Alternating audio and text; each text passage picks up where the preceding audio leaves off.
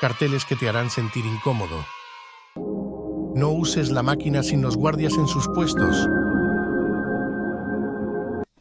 Las montañas seguirán igual de frías y solitarias como estos últimos 200 años. No esquíes solo. Hay un hombre que espía en el follaje, se le apoda el hombre escondido. Ten cuidado. El camino puede cortarse por riesgo catastrófico de un socavón. Rocas cayendo constantemente.